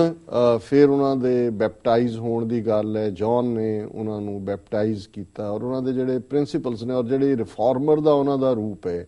ਉਹ ਇੱਕ ਟੈਂਪਲ 'ਚ ਆਉਂਦੇ ਨੇ, ਕਿਉਂਕਿ ਉਹ ਯਹੂਦੀ ਨੇ, ਔਰ ਕਰਪਸ਼ਨ, ਜਿਵੇਂ ਅੱਜ ਸਾਡੇ ਐਸਟੈਬਲਿਸ਼ ਧਰਮਾਂ ਦੇ ਵਿੱਚ ਕਰਪਸ਼ਨ ਹੈ, ਕ੍ਰਿਸਚੀਅਨਿਟੀ 'ਚ ਵੀ ਆ ਗਈ, ਪੀਪਲ ਔਰ ਪੋਪ ਦਾ ਦੂਜਾ, ਇਹ ਆਪਣੇ ਆਪ 'ਚ ਹੀ ਬਾਅਦ 'ਚ ਬਹੁਤ ਵੱਡੇ ਕਰਪਸ਼ਨ ਦੇ ਅੱਡੇ ਬਣ ਗਏ। ਲੇਕਿਨ ਉਹ ਮੰਦਿਰ ਦੇ ਵਿੱਚ, ਉਹਨਾਂ ਦੇ ਟੈਂਪਲ ਦੇ ਵਿੱਚ ਜਾ ਕੇ, ਜੂਇਸ਼ ਟੈਂਪਲ 'ਚ, ਉਹ ਉਹਨਾਂ ਨੂੰ ਚੈਲੰਜ ਕਰਦੇ ਨੇ, ਔਰ ਸਭ ਕੁਰਸੀਆਂ, ਫਰਨੀਚਰ ਜੋ ਵੀ ਪਿਆ ਇੱਧਰ ਉੱਧਰ ਉਹਨਾਂ ਨੂੰ ਉਖਾੜ ਦਿੰਦੇ ਨੇ। ਔਰ ਜਿਹੜਾ ਉਹਨਾਂ ਦਾ ਇੱਕੋ ਇੱਕ ਉਹਨਾਂ ਦੀ ਲਾਈਫ ਦਾ ਇੱਕ, ਜਿਹਨੂੰ ਤੁਸੀਂ ਵਾਇਲੈਂਟ ਰੂਪ ਕਹਿ ਸਕਦੇ ਹੋ, ਕਿ ਜਿੱਥੇ ਉਹ ਫੁੱਲ ਐਂਗਰ ਦੇ ਵਿੱਚ ਉਹ ਕਰਦੇ ਨੇ, ਪਰ ਗੱਲ ਚੈਲੰਜ ਕਰਨ ਦੀ ਹੈ, ਔਰ ਰੱਬ ਦੇ ਉੱਤੇ ਫੇਥ। ਫਿਰ ਉਹਨਾਂ ਦਾ ਅਖੀਰਲਾ ਸਫ਼ਰ ਜਿਹੜਾ ਹੈ, ਜਿਹੜਾ ਕਿ ਜਦੋਂ ਅੱਜ ਵੀ 13 ਦੀ ਗਿਣਤੀ ਨੂੰ ਅਨਲੱਕੀ ਮੰਨਿਆ ਜਾਂਦਾ। ਉਹਨਾਂ ਦੇ 13 ਕਲੋਜ਼ ਫਾਲੋਅਰ ਨੇ ਜਿਹੜੇ ਕਿ ਉਹਨਾਂ ਦੀ ਪ੍ਰੀਚਿੰਗ ਲੈਂਦੇ ਨੇ, ਔਰ ਅਖੀਰਲੇ 2.5-3 ਸਾਲ ਹੀ ਉਹਨਾਂ ਨੇ ਪ੍ਰੀਚ ਕਰਕੇ ਕਨਵਰਟ ਕੀਤਾ ਔਰ ਉਹ ਨੇ ਜਿਨ੍ਹਾਂ ਦੇ ਨਾਲ ਉਹ ਫਿਰ ਅਖੀਰਲਾ ਆਪਣਾ ਸਪਰ, ਜਿਹੜੀ ਅਖੀਰਲਾ ਖਾਣਾ ਹੈ, ਉਹਦੇ 'ਚ ਵੀ ਉਹਨਾਂ ਦੇ 13 ਫਾਲੋਅਰ ਕਲੋਜ਼ ਚੇਲੇ ਉਹਨਾਂ ਦੇ ਨਾਲ ਨੇ। ਔਰ ਉਹਨਾਂ ਦੇ ਖਿਲਾਫ ਕਿਉਂਕਿ ਜਿਹੜੇ ਫਿਰ ਯਹੂਦੀ ਐਸਟੈਬਲਿਸ਼ਮੈਂਟ ਹੈ ਉਹ ਰੋਮਨ ਐਮਪਾਇਰ ਤੱਕ ਪਹੁੰਚ ਕਰਦੀ ਹੈ ਜੀ ਕਿ ਜੀ ਇਹ ਤਾਂ ਜਿਹੜਾ ਬਲੈਸਫੇਮੀ ਕਰ ਰਿਹਾ, ਜਿਹਨੂੰ ਅੱਜ ਵੀ ਈਸ਼ ਨਿੰਦਾ ਕਾਨੂੰਨ ਹੈ ਕਿ ਜੋ ਸਾਡੀ ਟੈਕਸ ਦੇ ਵਿੱਚ ਲਿਖਿਆ ਹੋਇਆ ਹੈ ਉਹ ਉਹਨੂੰ ਜਿਹੜਾ ਉਲਟ ਰਿਹਾ ਔਰ ਆਪਣੇ ਆਪ ਨੂੰ ਸਨ ਆਫ ਗॉड ਬਣਿਆ, ਮਸਾਇਆ ਬਣਿਆ। ਹੁਣ ਬਹੁਤ ਵਾਰ ਇਹ ਜਿਹੜੀਆਂ ਹਾਲਾਂ ਰੋਮਨ ਐਮਪਾਇਰ ਦਾ ਕੋਈ ਉਹਨਾਂ ਨਾਲ ਡਾਗਾ ਦੇਗਾ ਨਹੀਂ ਸੀ, ਪਰ ਕਿਉਂਕਿ ਜੀਸਸ ਕ੍ਰਾਈਸਟ ਇੱਕ ਸਪਿਰਿਚੁਅਲੀ ਆਤਮਿਕ ਤੌਰ ਦੇ ਉੱਤੇ ਜਿਉਂਦਾ ਉਹਨਾਂ ਦੀ ਰੂਹ ਸੀ, ਲੋਕਾਂ ਨੂੰ ਉਹ ਪ੍ਰਭਾਵਿਤ ਕਰ ਰਹੇ ਸੀ। ਭਾਵੇਂ ਡਾਇਰੈਕਟਲੀ ਉਹਨਾਂ ਨੇ ਕੋਈ ਰੋਮਨ ਐਮਪਾਇਰ ਦੇ ਖਿਲਾਫ ਕੁਝ ਨਹੀਂ ਕਿਹਾ। ਹਾਲਾਂ ਇੱਕ ਵਾਰ ਉਹਨਾਂ ਨੂੰ ਪੁੱਛਿਆ ਗਿਆ ਕਿ ਵੀ ਅਸੀਂ ਬਾਦਸ਼ਾਹ ਨੂੰ ਟੈਕਸ ਦਈਏ ਕਿ ਨਾ ਦਈਏ, ਤਾਂ ਉਹਨਾਂ ਨੇ ਕਿਹਾ ਕਿ whatever belongs to the God, give it to God, whatever belongs to the king, give to the king। ਹੁਣ ਇਹ ਬੜੀ ਡਿਪਲੋਮੈਟਿਕ ਸਟੇਟਮੈਂਟ ਹੈ, ਇਹਦੇ 'ਚ ਕੋਈ ਚੈਲੰਜ ਨਹੀਂ ਸੀ ਕਿ ਇਹਦਾ ਮਤਲਬ ਉਹਨੂੰ ਵੀ ਟੈਕਸ ਦਿਓ ਪਰ ਰੱਬ ਦੇ ਨਾਲ ਜੋੜੋ। ਸੋ ਜਿਵੇਂ ਅਸੀਂ ਦੇਖਦੇ ਹਾਂ ਵੀ ਹਿਸਟੋਰੀਕਲੀ ਜਦੋਂ ਤੁਸੀਂ ਇੱਕ ਪਪੂਲਰ ਹੁੰਦੇ ਹੋ ਜਾਂ ਤੁਹਾਡਾ ਇੱਕ ਮੁਕਾਮ ਬਣਨ ਲੱਗਦਾ ਹੈ, ਜਿਵੇਂ ਅਸੀਂ ਗੁਰੂ ਅਰਜਨ ਸਾਹਿਬ ਦੀ ਸ਼ਹਾਦਤ ਦੇ ਮੂਲ ਕਾਰਨਾਂ 'ਚ ਜਦੋਂ ਜਹਾਂਗੀਰ ਤੌਜ਼ਕੇ ਜਹਾਂਗੀਰੀ ਦੇ ਵਿੱਚ ਲਿਖਦਾ ਤੇ ਉਹ ਉਹਨਾਂ ਦੇ ਉਸ ਗੁਰੂ ਨਾਨਕ ਸਾਹਿਬ ਦੇ ਉਪਦੇਸ਼ ਵਾਲੀ ਧਰਤੀ ਨੂੰ ਦੁਕਾਨੇ ਬਾਤਲ ਕਹਿੰਦਾ, ਝੂਠ ਦੀ ਦੁਕਾਨ ਜੀ। ਔਰ ਉਹ ਕਹਿੰਦਾ ਵੀ ਉਹਨਾਂ ਤੋਂ ਕੁਝ ਜਿਹੜੇ ਭੋਲੇ ਪਾਲੇ ਹਿੰਦੂ ਔਰ ਨਾ ਸਮਝ ਮੁਸਲਮਾਨ ਵੀ ਸੌਦਾ ਲੈਣ ਲੱਗ ਗਏ ਸਨ। ਮਤਲਬ ਇਹ ਹੈ ਕਿ ਇਹ ਗੱਲ ਬਾਦਸ਼ਾਹ ਵੀ ਚੰਗੀ ਤਰ੍ਹਾਂ ਸਮਝਦੇ ਨੇ ਔਰ ਕਿ ਭਾਈ ਜਿਹੜੇ ਸਪਿਰਿਚੁਅਲੀ ਅਵੇਕਨਡ ਲੋਕ ਹੁੰਦੇ ਨੇ, ਜਿਹੜੇ ਆਤਮਿਕ ਤੌਰ ਤੇ ਜਾਗਰਤ ਹੁੰਦੇ ਨੇ, ਉਹ ਅਲਟੀਮੇਟਲੀ ਪੋਲੀਟੀਕਲੀ ਸਲੇਵ ਨਹੀਂ ਰਹਿ ਸਕਦੇ, ਉਹ ਸਿਆਸੀ ਤੌਰ ਤੇ ਗੁਲਾਮ ਨਹੀਂ ਰਹਿੰਦੇ। ਉਹਨਾਂ ਨੇ ਜਿਹੜਾ ਉਹ ਆਪਣੇ ਆਪ ਨੂੰ ਉਹਨਾਂ ਨੇ ਆਜ਼ਾਦ ਕਰਨਾ ਹੀ ਹੁੰਦਾ। ਸੋ ਇੱਕ ਬੇਸ਼ੱਕ ਔਰ ਇਹ ਗੱਲ ਗਲਤ ਵੀ ਨਹੀਂ ਹੈ ਜੇ ਅਸੀਂ ਸਿੱਖ ਮੂਵਮੈਂਟ ਦੀ ਗੱਲ ਹੀ ਦੇਖੀਏ ਗੁਰੂ ਨਾਨਕ ਸਾਹਿਬ ਤੋਂ 10ਵੇਂ ਪਾਤਸ਼ਾਹ ਤੱਕ, ਕਿ ਬਿਫੋਰ ਕਿਰਪਾਨ ਪੱਕੇ ਤੌਰ ਤੇ ਸਾਡੇ ਗਾਤਰੇ 'ਚ ਪਾਉਣ ਦੇ ਜਾਂ ਫੜਾਉਣ ਦੇ 200 ਪਲੱਸ ਸਾਲ ਦਾ ਸਫ਼ਰ ਹੈ 1469 ਤੋਂ 1699 ਤੱਕ, ਜਦੋਂ ਕਿ ਤੁਹਾਨੂੰ ਇੰਟੈਲੈਕਚੁਅਲੀ, ਸਪਿਰਿਚੁਅਲੀ, ਫਿਜ਼ੀਕਲੀ ਔਰ ਅਦਰਵਾਈਜ਼ ਇਕਨੋਮਿਕਲੀ ਉਹਨਾਂ ਸਾਰੇ ਫੈਕਟਰਸ ਦੇ ਬਾਰੇ ਜਾਣੂ ਕਰਾਉਣਾ, ਜਾਗਰੂਕ ਕਰਨਾ, ਫ੍ਰੀ ਕਰਨਾ ਉਹਨਾਂ ਸਾਰਿਆਂ ਚੋਂ ਜੀ ਔਰ ਇੱਕ ਵਿਸ਼ਵਾਸ ਭਰਨਾ। ਸੋ ਜ਼ਾਹਰ ਹੈ ਕਿ ਰੋਮਨ ਐਮਪਾਇਰ ਨੇ ਵੀ ਬੜੀ ਚਲਾਕੀ ਦੇ ਨਾਲ ਵਰਤਿਆ ਯਹੂਦੀਆਂ ਦੀ ਐਸਟੈਬਲਿਸ਼ਮੈਂਟ ਨੂੰ। ਉਹ ਬਾਰ-ਬਾਰ ਉਹਨਾਂ ਨੇ ਰਿਪੋਰਟ ਕੀਤਾ ਔਰ ਅਸੀਂ ਦੇਖਦੇ ਹਾਂ ਉਹਨਾਂ ਦੀਆਂ ਜਦੋਂ ਕੁਝ ਡੈਪਿਕਸ਼ਨਸ ਆਉਂਦੀਆਂ ਨੇ ਕਿ ਜਦੋਂ ਔਰ ਇਹ ਜਿਹੜੇ ਲਾਅ ਸਨ, ਜਿਹੜੇ ਬਾਅਦ ਦੇ ਵਿੱਚ ਕੁਝ ਸ਼ਰਅ ਦਾ ਲਾਅ ਵੀ ਬਣੇ ਇਸਲਾਮ ਦੇ ਜਾਂ ਯਹੂਦੀਆਂ ਦੇ ਸੀ, ਉਹਨਾਂ ਦੇ ਵਿੱਚ ਜਿਵੇਂ ਸੰਗਸਾਰ ਕਰਨਾ ਹੈ, ਪੱਥਰ ਮਾਰ-ਮਾਰ ਕੇ ਮਾਰਨਾ ਹੈ ਜੀ, ਜਾਂ ਸਲੀਬ ਸੂਲੀ, ਕਿਉਂਕਿ ਲੱਕੜ ਦੀ ਸੂਲੀ ਦੇ ਉੱਤੇ ਕਿੱਲਾਂ ਠੋਕ ਦਿੱਤੀਆਂ ਜਾਂਦੀਆਂ ਸੀ ਔਰ ਜਿਹਨੂੰ ਸਲੀਬ ਤੇ ਚਾੜਨਾ ਹੁੰਦਾ ਸੀ ਉਹ ਇੰਨਾ ਭਾਰਾ ਜਿਹੜਾ ਸਲੀਬ ਹੈ ਉਹ ਵੀ ਉਹਨੂੰ ਹੀ ਚੁਕਾਇਆ ਜਾਂਦਾ ਸੀ ਵੀ ਉਹੀ ਚੁੱਕ ਕੇ ਲਿਜਾਏ। ਔਰ ਇਸ ਕਿਸਮ ਦਾ ਜਦੋਂ ਅਸੀਂ ਜੀਸਸ ਦੀਆਂ ਜਿਹੜੀਆਂ ਟੀਚਿੰਗਸ ਨੇ ਉਹਨਾਂ ਦੇ ਵੱਲ ਦੇਖਦੇ ਹਾਂ ਤਾਂ ਉਹਨਾਂ 'ਚੋਂ ਇੱਕ ਗੱਲ ਮੈਂ ਸਮਝਦਾ ਬਹੁਤ ਉੱਭਰ ਕੇ ਸਾਹਮਣੇ ਆਉਂਦੀ ਹੈ, ਆਧਾਰ ਇਸ ਧਰਮ ਦਾ ਵੀ ਅਦਰ ਦੈਨ ਕਿ ਜਿਹੜਾ concept of Trinity, God, son of God and Holy Ghost, love ਹੈ, ਪਿਆਰ ਹੈ ਔਰ ਫॉरगिवनेस ਹੈ। ਇਹ ਦੋ ਚੀਜ਼ਾਂ ਮੈਂ ਸਮਝਦਾ ਵੀ ਜਿਹੜੀਆਂ ਕ੍ਰਿਸਚੀਅਨਿਟੀ ਦੀਆਂ ਬੜੀਆਂ ਰਿਮਾਰਕੇਬਲ ਨੇ। ਔਰ ਫॉरगिवनेस ਦਾ ਔਰ ਲਵ ਦਾ ਜਿਵੇਂ ਇੱਕ ਕਹਾਣੀ ਉਹਨਾਂ ਦੇ ਜੀਵਨ ਦੀ ਹੈ ਜੁੜੀ ਹੋਈ ਕਿ ਉਹ ਗੁਜ਼ਰ ਰਹੇ ਨੇ ਔਰ ਉਹਨਾਂ ਨੇ ਦੇਖਿਆ ਕਿ ਬਹੁਤ ਸਾਰੇ ਲੋਕ ਜਿਨ੍ਹਾਂ ਨੇ ਇੱਕ ਔਰਤ ਨੂੰ ਘੇਰਿਆ ਹੋਇਆ ਔਰ ਉਹ ਵੱਟੇ ਚੱਕੇ ਹੋਏ ਨੇ ਉਹਨਾਂ ਨੂੰ ਮਾਰਨ ਲਈ, ਉਹ ਰੁਕ ਜਾਂਦੇ ਨੇ। ਉਹ ਕਹਿੰਦੇ ਨੇ ਵੀ ਕੀ ਹੈ? ਉਹ ਕਹਿੰਦੇ ਜੀ ਵੀ ਇਹ ਬਦਚਲਨ ਔਰਤ ਹੈ ਔਰ ਸਾਡਾ ਜਿਹੜਾ ਲਾਅ ਹੈ ਯਹੂਦੀ ਉਹ ਸੰਗਸਾਰ, ਪੱਥਰ ਮਾਰ-ਮਾਰ ਕੇ ਮਾਰਨ ਦਾ ਜਿਹੜਾ ਉਹ ਫਤਵਾ ਦਿੰਦਾ ਕਿ ਇਹ ਔਰਤ ਬਦਚਲਨ ਹੈ ਜੀ। ਤੇ ਜੀਸਸ ਨੇ ਉਹਨਾਂ ਨੂੰ ਕਿਹਾ ਜੀ ਰੁਕ ਜਾਓ, ਬਿਲਕੁਲ ਤੁਹਾਡਾ ਲਾਅ ਵੀ ਠੀਕ ਹੈ, ਪਰ ਇਸ ਨੂੰ ਉਹ ਪੱਥਰ ਮਾਰੇ ਜਿਹਨੇ ਆਪ ਕਦੇ ਗੁਨਾਹ ਨਾ ਕੀਤਾ ਹੋਏ। ਔਰ ਸਾਰੇ ਹੱਥ ਰੁਕ ਜਾਂਦੇ ਨੇ। ਸੋ ਜ਼ਾਹਰ ਹੈ ਕਿ ਜਦੋਂ ਅਸੀਂ ਇਸ ਕਿਸਮ ਦੀਆਂ ਘਟਨਾਵਾਂ ਜਾਂ ਉਸ ਪਾਠ ਨੂੰ ਦੇਖਦੇ ਹਾਂ ਕਿ ਜਿਹੜਾ ਸਭ ਤੋਂ ਦਰਕਾਰਿਆ ਹੋਇਆ, ਇਸੇ ਤਰ੍ਹਾਂ ਬੇਸ਼ੱਕ ਉਹਦਾ ਬਾਅਦ ਕ੍ਰਿਸਚੀਅਨਸ ਨੇ ਵਿਰੋਧ ਵੀ ਕੀਤਾ, ਪਰ ਇੱਕ ਫਿਲਮ ਬੜੀ ਪਪੂਲਰ ਆਈ ਸੀ, ਲਾਸਟ ਟੈਂਪਟੇਸ਼ਨ ਆਫ ਕ੍ਰਾਈਸਟ, ਔਰ ਇਹਦੇ ਤੇ ਹੁਣ ਉਹਨਾਂ ਦੀ ਹਿਸਟਰੀ 'ਚ ਬਹੁਤ ਵਾਰੀ ਜੀਸਸ ਦੇ ਮੈਰਿਜ ਦੀ ਗੱਲ ਵੀ ਹੁੰਦੀ ਹੈ, ਹੋਰ ਨਵੀਆਂ ਪਰ ਅਸੀਂ ਟ੍ਰੈਡੀਸ਼ਨ ਨੂੰ ਹੀ ਫੋਲੋ ਕਰਦੇ। ਸੋ ਉਹਦੇ 'ਚ ਵੀ ਇਹ ਆਉਂਦਾ ਹੈ ਕਿ ਵੀ ਜਦੋਂ ਲਾਸਟ ਦੇ ਵੇਲੇ ਉਹ ਪਲ ਵੀ ਆਇਆ। ਔਰ ਮੈਂ ਸਮਝਦਾ ਵੀ ਕਈ ਵਾਰ ਜਿਹੜੀਆਂ ਇਹ ਡਿਵਾਈਨ ਪਰਸਨੈਲਿਟੀਜ਼ ਨੇ, ਇਹਨਾਂ 'ਚ ਵੀ ਬੇਸਿਕਲੀ ਤਾਂ ਹਿਊਮਨ ਬੀਇੰਗ ਦੇ ਰੂਪ 'ਚ ਹੀ ਹੁੰਦੇ ਨੇ, ਔਰ ਉਹਨਾਂ 'ਚ ਵੀ ਉਹ ਪਾਰਟ ਆਉਂਦਾ ਹੈ ਜਦੋਂ ਕਿ ਕਦੇ ਤੁਸੀਂ ਡੋਲਣ ਲੱਗਦੇ ਹੋ, ਜੋ ਤੁਸੀਂ ਪ੍ਰੀਖਿਆ 'ਚ ਪੈਂਦੇ ਹੋ, ਜਾਂ ਜੀਸਸ ਕਹਿੰਦੇ ਨੇ ਉਹ god don't put me into any test, ਮੈਨੂੰ ਹੁਣ ਇਮਤਿਹਾਨ 'ਚ ਨਾ ਪਾ। ਤੇ ਜਾਂ ਲਾਸਟ ਟੈਂਪਟੇਸ਼ਨ ਦਾ ਜਿਸ ਉਹਨਾਂ ਦੀ ਕੋਈ ਪਿਆਰ ਸੰਬੰਧਾਂ ਦੀ ਕਹਾਣੀ ਜੁੜਦੀ ਹੈ, ਜਿਹਨੂੰ ਜੀਸਸ ਕਿ ਮੇਰਾ ਫਰਜ਼ ਹੈ, ਮੈਂ ਹੁਣ ਸਨ ਆਫ ਗॉड ਹੈ, ਮੈਂ ਇਸ ਪਾਸੇ ਨਹੀਂ ਆ ਸਕਦਾ, ਤੇ ਬਾਅਦ ਦੇ ਵਿੱਚ ਉਹ ਕੋਈ ਹੋਰ ਜਿਹੜੀ ਹੈ ਉਹ ਪਾਸੇ ਚਲੀ ਜਾਂਦੀ ਹੈ। ਔਰ ਜੀਸਸ ਉਹਦੇ ਕੋਲ ਵੀ ਜਾਂਦਾ ਦਿਖਾਇਆ ਜਾਂਦਾ ਹੈ ਕਿ ਵੀ ਆਪਣੇ ਉਹ ਫਰਜ਼ ਨੂੰ ਵੀ ਪਛਾਣ ਰਿਹਾ ਵੀ ਮੇਰੇ ਜ਼ਿੰਮੇ ਫਰਜ਼ ਕੀ ਹੈ। ਔਰ ਲਾਸਟ ਟੈਂਪਟੇਸ਼ਨ ਦੇ ਥੱਲੇ ਵੀ ਇਹ ਫਿਰ ਗੱਲ ਆਉਂਦੀ ਹੈ ਕਿ ਵੀ ਜਦੋਂ ਉਹ ਸਲੀਬ ਤੇ ਹੈ, ਉਹ ਅਦਰਵਾਈਜ਼ ਦੇਖਦਾ, ਟੈਂਪਟੇਸ਼ਨ ਹੁੰਦੀ ਹੈ ਕਿ ਮਨ ਦੇ ਵਿੱਚ ਆਣਾ ਕਿ ਜੇ ਮੇਰਾ ਉਵੇਂ ਸੰਬੰਧ ਹੁੰਦਾ, ਜੀਵਨ ਹੁੰਦਾ, ਵਿਆਹਤਾ, ਅੱਗੇ ਕੀ ਹੁੰਦਾ। ਫਿਰ ਉਹਨੂੰ ਖਿਆਲ ਆਇਆ ਕਿ ਵੀ ਨਹੀਂ, ਤੂੰ ਤਾਂ ਸਨ ਆਫ ਗॉड ਹੈ, ਤੇਰੇ ਜ਼ਿੰਮੇ ਤਾਂ ਇਹ ਫਰਜ਼ ਹੈ। ਸੋ ਮੈਂ ਸਮਝਦਾ ਵੀ ਅਸੀਂ ਸਾਰੇ ਹੀ ਜਦੋਂ ਜ਼ਿੰਦਗੀ ਦੇ ਸਫ਼ਰ ਦੇ ਉੱਤੇ ਨਿਕਲਦੇ ਹਾਂ, ਕਿਸੇ ਆਸ਼ੇ ਨੂੰ ਲੈ ਕੇ ਨਿਕਲਦੇ ਹਾਂ, ਜ਼ਿੰਦਗੀ ਦੇ ਵਿੱਚ ਟੈਂਪਟੇਸ਼ਨਸ ਵੀ ਹੁੰਦੀਆਂ, ਔਰ ਇਸ ਸਾਰਿਆਂ ਨੂੰ ਜਿਹੜੀ ਫੋਰਸ ਮੈਂ ਸਮਝਦਾ ਵੀ ਕ੍ਰਿਸਚੀਅਨਿਟੀ ਦੀ ਹੈ, ਜਿਹਨੇ ਇੰਨੇ ਵੱਡੇ ਹਿੱਸੇ ਨੂੰ, ਜਿੱਥੇ ਸਰਟਨਲੀ ਪੋਲੀਟੀਕਲ ਪਾਵਰ ਦੀ ਗੱਲ ਹੈ,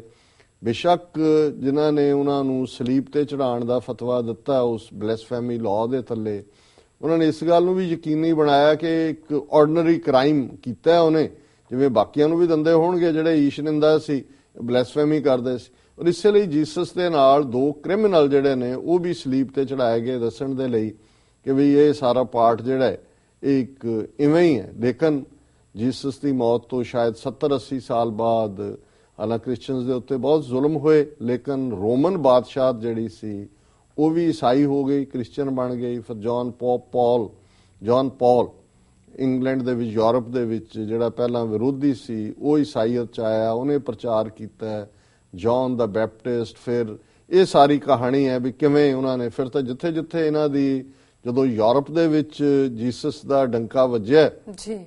ਈਸਾਈਅਤ ਦਾ, ਤੇ ਇਹ ਫਿਰ ਕਲੋਨੀਅਲ ਪਾਵਰ ਸੀਗੀਆਂ, ਇਹਨਾਂ ਨੇ ਦੁਨੀਆ ਨੂੰ ਜਦੋਂ ਵੀ ਜਾ ਕੇ ਜਿੱਥੇ ਕੋਲੋਨਾਈਜ਼ ਕੀਤਾ, ਉਹਨਾਂ ਦੇ ਨਾਲ ਹੀ ਈਸਾਈਅਤ ਗਈ, ਮਿਸ਼ਨਰੀ ਗਏ, ਚਰਚ ਗਏ। ਔਰ ਜੇ ਅਸੀਂ ਅੱਜ ਜਦੋਂ ਜਿਸ ਕਿਸਮ ਦੀ ਕ੍ਰਿਸਮਸ ਮਨਾਈ ਜਾਂਦੀ ਹੈ, ਔਰ ਜਦੋਂ ਅਸੀਂ ਸਲੀਬ ਤੇ ਚਾੜਨ ਦੀ ਗੱਲ ਕਰਦੇ ਹਾਂ, ਇੱਕ ਪਾਰਟ ਕੰਪਲੀਟ ਹੁੰਦਾ ਹੈ ਕਿ ਵੀ ਸਲੀਬ ਤੇ ਚਾੜ ਕੇ ਉਹਨਾਂ ਨੂੰ ਫਿਰ ਦਫਨਾ ਦਿੱਤਾ ਜਾਂਦਾ ਹੈ, ਤੇ 48 ਘੰਟੇ ਬਾਅਦ ਜੀਸਸ ਆਪਣੀ ਕਬਰ ਚੋਂ ਜਿਉਂਦੇ ਨਿਕਲਦੇ ਨੇ, ਇਸ ਲਈ ਲਿਵਿੰਗ ਗॉड ਵੀ ਕਿਹਾ ਜਾਂਦਾ ਹੈ। ਔਰ ਉਹਨੂੰ ਜਿਹੜਾ ਰੀਇਨਕਾਰਨੇਸ਼ਨ ਵੀ ਤੁਸੀਂ ਕਹਿ ਸਕਦੇ ਹੋ। ਔਰ ਇਹ ਜਿਹੜਾ ਇਹ ਉਹਨਾਂ ਦਾ ਵਿਸ਼ਵਾਸ ਹੈ। ਔਰ ਉਹ ਸਾਰਾ ਜਦੋਂ ਤੁਸੀਂ ਈਸਟਰ ਦਾ ਦਿਨ ਹੁੰਦਾ ਹੈ, ਆਂਡੇ ਵਰਗੀ ਸ਼ੇਪ 'ਚ, ਜਾਂ ਜਿਵੇਂ ਉਹ ਕਬਰ ਵਰਗੀ ਸ਼ੇਪ ਹੁੰਦੀ ਹੈ, ਇਹ ਸਾਰਾ ਪਾਰਟ ਰੀਅਲ ਕ੍ਰਿਸਚੀਅਨਿਟੀ ਦਾ। ਪਰ ਅੱਜ ਜਦੋਂ ਅਸੀਂ ਜਿਸ ਕਿਸਮ ਦੀ ਕ੍ਰਿਸਚੀਅਨਿਟੀ ਦੇ ਨਾਲ ਜੁੜਿਆ ਹੋਇਆ ਕ੍ਰਿਸਮਸ ਟਰੀ, ਉਹਦੇ ਥੱਲੇ ਰੱਖੀਆਂ ਗਿਫਟਸ, ਫਿਰ ਉਹਦੇ ਨਾਲ ਜੁੜਿਆ ਹੋਇਆ ਸੈਂਟਾ ਕਲੌਜ਼, ਇਹ ਸਾਰੀਆਂ ਕਈ ਸਦੀਆਂ ਬਾਅਦ ਇਹਨਾਂ ਦਾ ਮੁੱਖ ਧਰਮ ਦੇ ਨਾਲ ਕੋਈ ਸਬੰਧ ਨਹੀਂ ਹੈ। ਔਰ ਇਹੀ ਕਾਰਨ ਹੈ, ਮੈਂ ਅੱਜ ਹੀ ਦੇਖ ਰਿਹਾ ਸੀ ਕਿ ਸ੍ਰੀਲੰਕਾ ਦਾ ਜਿਹੜਾ ਮੇਨ ਉਹਨਾਂ ਦਾ ਬਿਸ਼ਪ ਜਾਂ ਅਥਾਰਟੀ ਹੈ, ਉਹਨੇ ਕਿਹਾ ਵੀ ਸ੍ਰੀਲੰਕਾ ਦੇ ਕਿਸੇ ਚਰਚ ਦੇ ਵਿੱਚ ਜਿਹੜਾ ਉਹ ਕ੍ਰਿਸਮਸ ਟਰੀ ਜਾਂ ਸੈਂਟਾ ਕਲੌਜ਼ ਵਾਲੀ ਲਾਈਨ ਨਹੀਂ ਹੋਏਗੀ, ਕਿਉਂਕਿ ਇਹ ਕ੍ਰਿਸਚੀਅਨ ਪ੍ਰੈਕਟਿਸ ਨਹੀਂ। ਸੋ ਇਹਦੀ ਇੱਕ ਆਪਣੀ ਹਿਸਟਰੀ ਹੈ ਕਿ ਕਿਸ ਤਰੀਕੇ ਦੇ ਨਾਲ ਇਹ ਪਰੰਪਰਾਵਾਂ ਯੂਰਪ ਦੇ ਵਿੱਚ ਸ਼ੁਰੂ ਹੋਈਆਂ। ਪਰ ਜਦੋਂ ਅਸੀਂ ਜੀਸਸ ਦੇ ਮੂਲ ਕਨਸੈਪਟ ਜਿਹੜੇ ਈਸਾਈਅਤ ਦੇ, ਬੇਸ਼ੱਕ ਈਸਾਈਅਤ ਦੀਆਂ ਵੀ ਸੈਂਕੜਿਆਂ ਡਿਨੋਮੀਨੇਸ਼ਨਸ ਨੇ, ਕੈਥੋਲਿਕਸ ਨੇ, ਇੱਕ ਜਿਹੜੇ ਰਸ਼ੀਆ ਵਾਲੇ ਨੇ ਈਸਟਰਨ ਆਰਥੋਡਾਕਸ, ਉਹ ਇਹ ਕ੍ਰਿਸਮਸ ਦੇ ਦਿਨ ਨੂੰ, ਕਿਉਂਕਿ ਇਨਫੈਕਟ ਜੀਸਸ ਦਾ ਜਨਮ 25 ਤਰੀਕ ਦਾ ਨਹੀਂ ਹੈ। ਜਦੋਂ ਤੁਸੀਂ ਈਵਨ ਬਾਈਬਲ ਦਾ ਵੀ ਦੇਖਦੇ ਹੋ ਕਿ ਵੀ ਜਿਹੜੇ ਸ਼ੈਫਰਡ ਜਾਂ ਗਵਾਲੇ ਤੁਰੇ ਨੇ, ਜਾਂ ਜਿਹੜੇ 3 ਬੰਦੇ ਉਹ ਦੇਖ ਰਹੇ ਨੇ ਕਿ ਅਸਮਾਨ ਦੇ ਵਿੱਚ ਤਾਰੇ ਨੇ, ਉਹ ਹੋਰ, ਪਰ ਕਿਉਂਕਿ ਇਹਨਾਂ ਦਿਨਾਂ ਦੇ ਵਿੱਚ ਆਲਰੇਡੀ ਜਿਹੜੇ ਮੂਰਤੀ ਪੂਜਕ ਜਾਂ ਹੋਰ ਨੇਚਰ ਨੂੰ ਮੰਨਣ ਵਾਲੇ ਪੇਗਨ ਸੀ, ਉਹਨਾਂ ਦਾ ਤਿਉਹਾਰ ਇਹਨਾਂ ਦਿਨਾਂ 'ਚ ਹੁੰਦੇ ਸੀ। ਸੋ ਇਹ ਵੀ ਇੱਕ ਡੋਮੀਨੇਟ ਕਲਚਰ ਦੀ ਵੀ ਲਾਈਨ ਹੁੰਦੀ ਹੈ। ਜਦੋਂ ਵੀ ਪੋਪਸ ਨੇ ਬਾਅਦ ਦੇ ਵਿੱਚ ਡਿਸਾਈਡ ਕੀਤਾ ਕਿ ਇਸ ਦਿਨ ਨੂੰ ਮਨਾਓ, ਉਹਨਾਂ ਨੂੰ ਸੀ ਕਿ ਜੀ ਲੋਕਾਂ ਨੇ ਇਹਨੂੰ ਕਰਨਾ ਹੀ ਹੈ ਸੈਲੀਬ੍ਰੇਟ, ਔਰ ਉਹਦੇ ਥੱਲੇ ਜੇ ਤੁਸੀਂ ਇਸ ਦਿਨ ਨੂੰ ਵੀ ਜੋੜ ਦਿੰਦੇ ਹੋ ਤੇ ਫਿਰ ਆਟੋਮੈਟਿਕਲੀ ਇਹ ਸਾਰੇ ਜਿਹੜੇ ਪਹਿਲੇ ਕਲਚਰ ਨੇ ਉਹ ਵੀ ਕ੍ਰਿਸਚੀਅਨਿਟੀ ਦੇ ਕਲਚਰ 'ਚ ਸਾਕਨ ਹੋਣਗੇ। ਜਿਵੇਂ ਕਿ ਅੱਜ ਦੀਵਾਲੀ ਦਾ ਹਾਲ ਹੈ, ਅਸੀਂ ਕਹੀ ਜਾਈਏ ਜੀ ਬੰਦੀ ਛੋੜ ਹੈ, ਗੁਰੂ ਸਾਹਿਬ ਲਿਆਏ ਛਡਾ ਕੇ ਦੂਜਾ ਪਰ ਅਸੀਂ ਦੇਖਦੇ ਹਾਂ ਕਿ ਅਲਟੀਮੇਟਲੀ ਰਾਮ ਜੀ ਆਏ ਕਿ ਨਹੀਂ ਆਇਆ, ਅਯੁੱਧਿਆ 'ਚ ਕਿਹਨੇ ਦੀਵੇ ਜਗਾਏ ਕਿ ਨਹੀਂ ਜਗਾਏ, ਪਰ ਦੀਵਾਲੀ ਇੱਕ ਡੋਮੀਨੈਂਟ ਕਲਚਰਲ ਨਾਂ ਦੇ ਥੱਲੇ ਇੱਕ ਹਿੰਦੂ ਫੈਸਟੀਵਲ ਜਿਹੜਾ ਉਹ ਡੋਮੀਨੇਟ ਕਰਦਾ। ਸੋ ਇਸੇ ਤਰ੍ਹਾਂ ਭਾਵੇਂ ਅਮਰੀਕਾ 'ਚ ਇੱਥੇ ਕੋਈ ਮੈਰੀ ਕ੍ਰਿਸਮਸ ਨਹੀਂ ਕਹਿਣਗੇ, ਹੈਪੀ ਹੌਲੀਡੇਜ਼ ਕਹਿਣਗੇ, ਇਹਦੀ ਵੀ ਤਕਲੀਫ ਹੈ ਯੂਰਪੀਅਨਸ ਨੂੰ ਕਿ ਜੀ ਇਹਦਾ ਕਰੈਕਟਰ ਕਿਉਂ ਬਦਲਦੇ ਨੇ। ਲੇਕਿਨ ਜੇ ਤੁਸੀਂ ਕੁੱਲ ਮਿਲਾ ਕੇ ਦੇਖਦੇ ਹੋ ਤੇ ਇਹ ਇੱਕ ਕਮਰਸ਼ੀਅਲ ਸਭ ਤੋਂ ਵੱਡਾ, ਇਹਨੂੰ ਸ਼ਾਪਿੰਗ ਸੀਜ਼ਨ ਵੀ ਕਹਿੰਦੇ ਨੇ ਕਿ ਬਈ ਸ਼ਾਪਿੰਗ, ਚਾਰ ਚੁਫੇਰੇ ਸ਼ਾਪਿੰਗ ਹੋ ਰਹੀ ਹੈ। ਔਰ ਉਹਦੇ ਨਾਲ ਜੁੜੀ ਹੋਈ ਗੱਲ ਜਦੋਂ ਅਸੀਂ ਮੈਂ ਮੂਲ ਵਿਸ਼ਵਾਸਾਂ ਦੀ ਇੱਕ ਵਾਰ ਗੱਲ ਕਰ ਲਾਂ, ਇਹ ਇਹਨਾਂ ਦਾ ਕਹਿਣਾ ਹੈ ਕਿ ਜੀਸਸ ਨੇ ਸਾਡੇ ਸਾਰਿਆਂ ਦੇ ਪਾਪ ਆਪਣੇ ਤੇ ਲਏ ਔਰ ਸਾਡੀ ਖਾਤਰ ਉਹ ਸਲੀਬ ਤੇ ਚੜੇ, ਕਿ ਸਿਨਸ ਜਿਹੜੇ ਨੇ ਉਹਨਾਂ ਨੇ ਕਿਹਾ ਕਿ ਵੀ, ਔਰ ਵਰਜਨ ਮੈਰੀ ਨੂੰ ਜੰਮਣ ਦਾ ਵੀ ਕਨਸੈਪਟ ਇਹ ਹੈ ਕਿ ਜਿਹੜੀ ਸਾਰੀ ਹਿਊਮਨ ਰੇਸ ਹੈ ਉਹ ਗੁਨਾਹਗਾਰ ਹੈ, ਉਹ ਜਨਮ ਤੋਂ ਹੀ ਸਿਨਰ ਹੈ, ਕਿਉਂਕਿ ਆਦਮ ਔਰ ਈਵ ਦੀ ਕਹਾਣੀ ਕਿ ਉਹ ਸਵਰਗ ਦੇ ਵਿੱਚ ਸਨ ਔਰ ਰੱਬ ਨੇ ਕਿਹਾ ਵੀ ਆਹ ਫਰੂਟ, ਇਹ ਵੀ ਬਾਈਬਲ ਦੀ ਕਹਾਣੀ ਹੈ ਕਿ ਵੀ ਇਹ ਫਰੂਟ ਨਾ ਖਾਓ, ਬਾਕੀ ਸਭ ਤੁਹਾਡਾ ਹੈ, ਤੁਸੀਂ ਮौज ਕਰੋ ਇੱਥੇ ਖੁਲਦ ਦੇ ਵਿੱਚ, ਹੈਵਨ ਦੇ ਵਿੱਚ। ਪਰ ਬਾਅਦ ਦੇ ਵਿੱਚ ਉਸ ਬੀਬੀ ਨੇ, ਈਵ ਨੇ ਆਦਮ ਨੂੰ ਕਿਹਾ ਵੀ ਜਿਹੜੀ ਰੱਬ ਨੇ ਕਿਹਾ ਇਹ ਜ਼ਰੂਰ ਕੋਈ ਚੰਗੀ ਚੀਜ਼ ਹੋਣੀ ਹੈ, ਤੇ ਉਹ ਜਿਹੜਾ ਉਹਨਾਂ ਨੇ ਖਾਧਾ ਤੇ ਉੱਥੋਂ ਉਹਨਾਂ ਨੂੰ ਧੱਕਾ ਮਾਰ ਕਰਕੇ ਰੱਬ ਨੇ ਸੁੱਟਤਾ ਥੱਲੇ ਧਰਤੀ ਤੇ। ਜੇ ਉਸਨੂੰ ਫਿਰ ਗਾਲਿਬ ਨੇ ਕਿਹਾ कि निकलना खुल्द से आदम का सुनते आए हैं लेकिन बड़े बेआबरू होकर तेरे कूचे से हम निकले। कि आदम ਨੂੰ ਖੁਦ ਚੋਂ ਕੱਢਿਆ, ਜਿਹੜਾ ਐਡਮ ਹੈ ਈਸਾਈਅਤ ਦਾ, ਇਸਲਾਮ ਦੇ ਵਿੱਚ ਉਹਨੂੰ ਆਦਮ ਕਹਿੰਦੇ ਨੇ। ਅਸੀਂ ਵੀ ਕਹਾਂਗੇ ਕਿਹੜੀ ਬਾਬਾ ਆਦਮ ਦੇ ਜ਼ਮਾਨੇ ਦੀ ਗੱਲ ਕਰਦੇ ਹੋ। ਸੋ ਇਹ ਜਿਹੜਾ ਕਨਸੈਪਟ ਸੀ, ਔਰ ਜਦੋਂ ਵਰਜਨ ਨੂੰ ਜਨਮ ਦਾ ਮਤਲਬ ਇਹ ਹੈ ਕਿ ਬਾਕੀ ਤਾਂ ਸਾਰੀ ਹਿਊਮਨ ਰੇਸ ਸਿਨ ਦੇ ਅੰਦਰ ਹੈ, ਪਾਪ ਦੇ ਅੰਦਰ ਹੈ, ਕਿਉਂਕਿ ਆਦਮ ਈਵ ਦਾ ਉਹ ਪਾਪ ਜਿਹੜਾ ਉਹ ਸਾਰੀ ਇਨਸਾਨੀ ਰੇਸ ਨੂੰ ਹੈ। ਪਰ ਕਿਉਂਕਿ ਉਹ ਜਿਹੜੇ ਨੇ ਆਮ ਤੌਰ ਤੇ ਉਹਨਾਂ ਦਾ ਜਨਮ ਨਹੀਂ ਹੋਇਆ ਜਿਵੇਂ ਆਮ ਬੱਚਾ ਬੱਚੀ ਜੰਮਦੇ ਨੇ, ਔਰ ਇਸ ਲਈ ਕਈ ਵਾਰੀ ਅਸੀਂ ਅੰਮ੍ਰਿਤ ਛਕਣ ਲਈ ਕਨਸੈਪਟ ਬੈਪਟਾਈਜ਼ ਕਹਿੰਦੇ ਹਾਂ, ਇਹ ਐਗਜ਼ੈਕਟ ਫਿਟ ਇਨ ਨਹੀਂ ਹੁੰਦਾ, ਕਿਉਂਕਿ ਜਿਹੜਾ ਕੈਥੋਲਿਸਿਜ਼ਮ ਦਾ ਬੈਪਟਾਈਜੇਸ਼ਨ ਦਾ ਕਨਸੈਪਟ ਉਹ ਇਹੀ ਹੈ, ਉਹ ਜੰਮਦੇ ਬੱਚੇ ਨੂੰ ਹੀ ਜਿਹੜਾ ਉਹ ਪੜ੍ਹ ਕੇ ਪਿਓਰ ਕਰਦੇ ਨੇ। ਉਹ ਕਹਿੰਦੇ ਨੇ ਕਿ ਵੀ ਇਹ ਅਜੇ ਇਹਦੇ ਪਹਿਲਾਂ ਪਾਪ ਧੋਣੇ ਨੇ ਜਿਹੜੇ ਆਦਮ ਦੇ ਜ਼ਮਾਨੇ ਤੋਂ ਹਿਊਮਨ ਰੇਸ ਦੇ ਸਿਨ ਨੇ। ਸੋ ਉਹਨਾਂ ਦਾ ਕਨਸੈਪਟ ਡਿਫਰੈਂਟ ਹੈ ਸਾਡੇ, ਪਰ ਕਿਉਂਕਿ ਕਈ ਵਾਰੀ ਸ਼ਬਦਾਂ ਦੀ ਘਾਟ ਜਿਹੜੀ ਹੈ ਉੱਥੇ ਲੈ ਜਾਂਦੀ ਹੈ। ਔਰ ਜਿਸ ਹੱਦ ਤੱਕ ਇਹ ਚਲਾ ਗਿਆ ਕਮਰਸ਼ੀਅਲਾਈਜੇਸ਼ਨ ਦਾ, ਔਰ ਉਹਦੇ ਚ ਬੇਸ਼ੱਕ ਜਿਹੜੇ ਬੇਸਿਕ ਕਨਸੈਪਟ ਜਿਹੜੀ ਐਕਸਚੇਂਜ ਆਫ ਗਿਫਟਸ ਹੈ, ਹੈਪੀ ਕ੍ਰਿਸਮਸ, ਮੈਰੀ ਕ੍ਰਿਸਮਸ ਹੈ ਉਹਨਾਂ ਦੇ ਕ੍ਰਿਸਚੀਅਨ ਮੁਲਕਸ 'ਚ ਹੈ, ਔਰ ਜੀਸਸ ਦੀਆਂ ਟੀਚਿੰਗਸ ਜਿਹੜੀਆਂ ਕਿ ਬਾਈਬਲ ਦੇ ਵਿੱਚ ਨੇ, ਉਹਨਾਂ ਦੇ ਵਿੱਚ ਜਿਵੇਂ ਲਵ ਥਾਈ ਨੇਬਰ, ਆਪਣੇ ਗੁਆਂਢੀ ਨੂੰ ਵੀ ਪਿਆਰ ਕਰੋ, ਔਰ ਫॉरगिवनेस ਮੁਆਫੀ, ਔਰ ਉਸਦਾ ਆਧਾਰ ਹੀ ਇਹ ਹੈ ਕਿ to err is human, forgiving is divine, ਕਿ ਇਨਸਾਨ ਗਲਤੀਆਂ ਦਾ ਪੁਤਲਾ ਹੈ, ਗਲਤੀ ਕਰਦਾ ਤੇ ਮੁਆਫ ਕਰਨਾ ਇਹ ਰੱਬੀ ਗੁਣ ਹੈ। ਔਰ ਮੈਂ ਸਮਝਦਾ ਵੀ ਇਹ ਬਹੁਤ ਵੱਡਾ ਗੁਣ ਹੈ, ਇਹ ਜਿਹੜਾ ਫॉरगिवनेस ਹੈ, ਮੁਆਫ ਕਰਨ ਦੀ ਗੱਲ ਹੈ। ਔਰ ਈਵਨ ਜਿਵੇਂ ਜੀਸਸ ਦੀ ਲਾਈਫ 'ਚ ਹੈ ਵੀ ਕਿਸੇ ਨੇ ਉਸਨੂੰ ਬਹੁਤ ਬੁਰਾ ਭਲਾ ਕਿਹਾ, ਗਾਲਾਂ ਦਿੱਤੀਆਂ, ਉਹ ਚੁੱਪ ਕਰਕੇ ਸ਼ਾਂਤ ਰਿਹਾ। ਉਹ ਫਿਰ ਜਦੋਂ ਠੰਡਾ ਹੋਇਆ ਉਹਨੇ ਕਿਹਾ ਵੀ ਤੂੰ ਗੁੱਸਾ ਕਿਉਂ ਨਹੀਂ ਕੀਤਾ, ਤੇ ਉਹਨੇ ਉਹਨੂੰ ਕਿਹਾ ਜੀਸਸ ਨੇ ਕਿ ਵੀ ਜੇ ਮੈਂ ਤੈਨੂੰ ਖਾਣ ਨੂੰ ਕੁਛ ਦਿਆਂ ਫੂਡ ਤੇ ਤੂੰ ਨਾ ਖਾਏ ਜਾਂ ਨਾ ਲੈ ਤੇ ਇਹ ਕਿਹਦਾ ਹੋਏਗਾ? ਉਹਨੇ ਕਿਹਾ ਜੀ ਤੁਹਾਡਾ ਹੋਏਗਾ। ਉਹਨੇ ਕਿਹਾ ਜੀ ਇਸੇ ਤਰ੍ਹਾਂ ਜੋ ਕੁਛ ਤੂੰ ਕਿਹਾ ਉਹ ਮੈਂ ਲੈਂਦਾ ਹੀ ਨਹੀਂ, ਉਹ ਤਾਂ ਤੈਨੂੰ ਹੀ ਬਿਲੋਂਗ ਕਰਨਗੇ। ਸੋ ਜਦੋਂ ਅਸੀਂ ਬਾਬਾ ਫਰੀਦ ਦਾ ਦੇਖਦੇ ਹਾਂ ਕਿ ਫਰੀਦਾ ਬੁਰੇ ਦਾ ਵੀ ਭਲਾ ਕਰ, ਗੁੱਸਾ ਮਨ ਨਾ ਹੰਡਾਏ, ਦੇਹੀ ਰੋਗ ਨਾ ਲੱਗੇ, ਪੱਲੇ ਸਭ ਕੁਛ ਪਾਏ। ਹੁਣ ਇਹ ਦੇਹੀ ਰੋਗ ਤੇ ਕ੍ਰੋਧ, ਇਹਦਾ ਮਤਲਬ ਹੈ ਜਦੋਂ ਅਸੀਂ ਐਂਗਰ 'ਚ ਹੁੰਦੇ ਹਾਂ, ਗਾਲੀ ਗਲੋਚ ਕਰਦੇ ਹਾਂ, ਬੁਰਾ ਭਲਾ ਬੋਲਦੇ ਹਾਂ, ਉਹਦੇ ਤੇ ਤਾਂ ਕੋਈ ਅਸਰ ਹੁੰਦਾ ਹੈ ਕਿ ਨਹੀਂ ਹੁੰਦਾ ਜਿਹਨੂੰ ਅਸੀਂ ਕਰ ਰਹੇ ਹੁੰਦੇ, ਪਰ ਅਸੀਂ ਆਪਣੀ ਦੇਹ ਨੂੰ ਰੋਗ ਲਾਉਂਦੇ ਹਾਂ, ਅਸੀਂ ਕ੍ਰੋਧ ਕਰਦੇ ਹਾਂ। ਔਰ ਕੁਝ ਚੀਜ਼ਾਂ ਜਿਹੜੇ ਮੈਂ 2-4 ਫੈਕਟਸ ਕੱਢੇ ਨੇ ਕਿ ਜਿਹੜੀ ਕਮਰਸ਼ੀਅਲਾਈਜੇਸ਼ਨ ਅਮਰੀਕਾ 'ਚ ਕਿਸ ਲੈਵਲ ਤੇ ਹੈ, ਕਿ ਹਰ ਸਾਲ 30 ਤੋਂ 35 ਮਿਲੀਅਨ ਕ੍ਰਿਸਮਸ ਟਰੀ ਜਿਹੜੇ ਨੇ ਉਹ ਵਿਕਦੇ ਨੇ ਅਮਰੀਕਾ 'ਚ। 30 ਤੋਂ 35 ਮਿਲੀਅਨ, 1 ਮਿਲੀਅਨ 10 ਲੱਖ ਹੁੰਦਾ ਹੈ, so almost 3.5 crore Christmas tree United States ਵਿਕਦੇ ਨੇ ਜੀ। 21,000 ਕ੍ਰਿਸਮਸ ਟਰੀ ਗਰੋਅਰਸ ਨੇ ਯੂਨਾਈਟਿਡ ਸਟੇਟਸ, ਯਾਨੀ 21,000 ਬੰਦਿਆਂ ਦੀ ਰੋਜ਼ੀ ਅਮਰੀਕਾ 'ਚ ਕ੍ਰਿਸਮਸ ਟਰੀ ਗਰੋ ਕਰਨ 'ਚੋਂ ਹੁੰਦੀ ਹੈ। ਔਰ ਇੱਕ ਕ੍ਰਿਸਮਸ ਟਰੀ ਜਿਹੜਾ ਫੁੱਲੀ ਗਰੋ ਹੁੰਦਾ ਉਹਨੂੰ 15 ਸਾਲ ਲੱਗਦੇ ਨੇ। ਇਹ ਮੈਨੂੰ ਨਹੀਂ ਸੀ ਪਤਾ ਕਿ ਵੀ ਹੁਣ ਤਾਂ ਆਮ ਪਲਾਂਟਸ ਦਾ ਇਸ ਲਈ ਕ੍ਰਿਸਮਸ ਟਰੀ ਖਾਸ ਹੁੰਦੇ ਨੇ, ਲੇਕਿਨ ਇਹ ਵੱਖਰੀ ਗੱਲ ਹੈ ਵੀ ਪਹਿਲੇ ਦਿਨ ਭਾਵੇਂ ਉਹਨੂੰ ਕਿਵੇਂ ਸਜਾਇਆ ਜਾਂਦਾ ਹੈ, ਗਿਫਟਸ ਲਾਈਟਾਂ ਲੱਗੀਆਂ, ਅਗਲੇ ਦਿਨ ਇਹ ਤਾਂ ਫਿਰ ਆਮ ਹੀ ਉਹਦੇ ਤੇ ਸੁੱਟਿਆ ਹੁੰਦਾ ਵੀ ਚੱਲ ਹੋ ਗਿਆ ਜੀ, ਗਿਫਟਾਂ ਮਿਲ ਗਈਆਂ, ਹੁਣ ਚਲੋ ਕ੍ਰਿਸਮਸ ਟ੍ਰੀ ਆਪਣੇ ਪਾਸੇ ਚੱਲੇ। ਔਰ ਜਿਵੇਂ ਅਸੀਂ ਗ੍ਰੀਕ ਗੱਲ ਕੀਤੀ ਹੈ, ਰਸ਼ੀਅਨ ਆਰਥੋਡਾਕਸ ਔਰ ਗ੍ਰੀਕ, ਇਹ ਜਿਹੜੀ ਕ੍ਰਿਸਮਸ ਹੈ ਇਹ 13 ਦਿਨ ਬਾਅਦ ਮਨਾਉਂਦੇ ਨੇ। 25 ਤਰੀਕ ਤੋਂ ਬਾਅਦ ਉਹਨੂੰ ਐਪੀਫੈਨੀ ਔਰ 3 ਕਿੰਗਸ ਡੇ ਵੀ ਕਹਿੰਦੇ ਨੇ। ਔਰ ਜਿਹੜਾ ਇਹ ਅਮਰੀਕਾ ਦੀ ਹਿਸਟਰੀ 'ਚ ਬੜੀ ਦਿਲਚਸਪ ਗੱਲ ਹੈ ਕਿ ਅਮਰੀਕਾ ਦੇ ਵਿੱਚ 1870 ਦੇ ਵਿੱਚ ਪਹਿਲੀ ਵਾਰ ਕ੍ਰਿਸਮਸ ਦੀ ਹੌਲੀਡੇ ਆਈ ਸੀ, ਕਿਉਂਕਿ ਜਿਹੜੇ ਆਏ ਵੀ ਉੱਥੋਂ ਪਿਲਗ੍ਰਿਮਸ ਉਹ ਨਹੀਂ ਸੀ ਮੰਨਦੇ ਕਿ ਵੀ ਕ੍ਰਿਸਮਸ। ਔਰ ਈਵਨ ਇਸ ਦੇ ਮਨਾਉਣ ਦੇ ਉੱਤੇ ਬੋਸਟਨ ਦੇ ਵਿੱਚ 1659 ਤੋਂ ਲੈ ਕੇ 1681 ਤੱਕ ਜਿਹੜਾ ਇਹ ਗੈਰ ਕਾਨੂੰਨੀ ਸੀ ਇਹਨੂੰ ਮਨਾਉਣਾ। ਔਰ ਜਿਹੜੇ ਕ੍ਰਿਸਮਸ ਮਨਾਉਂਦੇ ਸੀ, ਈਸਾਈਆਂ ਦੀ ਗੱਲ ਹੀ ਹੈ, ਉਹਨੂੰ 5 ਸ਼ਿਲਿੰਗ ਜਿਹੜਾ ਉਹ ਫਾਈਨ ਕੀਤਾ ਜਾਂਦਾ ਸੀ। ਔਰ ਇਹ ਜਿਹੜਾ ਨਿਊਯਾਰਕ ਦੇ ਵਿੱਚ ਜਿਹਨੂੰ ਦੇਖਣ ਦੇ ਲਈ ਬਹੁਤ ਦੂਰ ਦੁਰਾਡੇ ਆਉਂਦੇ ਨੇ, ਰੌਕਫੈਲਰ ਸੈਂਟਰ ਕ੍ਰਿਸਮਸ ਟ੍ਰੀ ਕਿਉਂਕਿ ਇੰਸਟਾਲ ਹੁੰਦਾ ਹੈ, ਫਿਰ ਲੋਕਾਂ ਦੇ ਲਈ ਬੜਾ ਕੇਂਦਰ ਹੈ। ਇਹ ਟ੍ਰੈਡੀਸ਼ਨ ਜਿਹੜੀ ਹੈ 1931 ਦੇ ਵਿੱਚ ਇਸ ਦੀ ਸ਼ੁਰੂਆਤ ਹੋਈ। ਸੋ ਅਸੀਂ ਅੱਜ ਇਸ ਸਾਡੇ ਈਸਾਈ ਭੈਣਾਂ ਭਰਾਵਾਂ ਦੇ ਪਵਿੱਤਰ ਦਿਨ ਦੇ ਉੱਤੇ ਉਹਨਾਂ ਨੂੰ ਮੁਬਾਰਕਬਾਦ ਦਿੰਦੇ ਹਾਂ, ਮੈਰੀ ਕ੍ਰਿਸਮਸ ਵੀ ਉਹਨਾਂ ਨੂੰ ਕਹਿੰਦੇ ਜੀ। ਔਰ ਕਿਉਂਕਿ ਸਿੱਖ ਇਤਿਹਾਸ ਦੇ ਹਵਾਲੇ ਨਾਲ ਵੀ ਉਹ ਦਿਨ ਚੱਲ ਰਹੇ ਨੇ ਜਿਨ੍ਹਾਂ ਦਾ ਜ਼ਿਕਰ ਅਸੀਂ ਪਿਛਲੇ ਦਿਨਾਂ ਤੋਂ ਕਰ ਰਹੇ ਹਾਂ, ਤੇ ਫਿਰ ਬਹੁਤ ਕੁਝ ਜਿਹੜਾ ਮੇਰਾ ਭਾਵੇਂ ਜੀ ਕਰਦਾ ਹੈ ਕੁਝ ਚੀਜ਼ਾਂ ਨੂੰ ਈਵਨ ਕੰਪੇਅਰ ਕਰਨ ਦਾ ਵੀ, ਪਰ ਸਮਾਂ ਸੀਮਾ ਵੀ ਹੈ।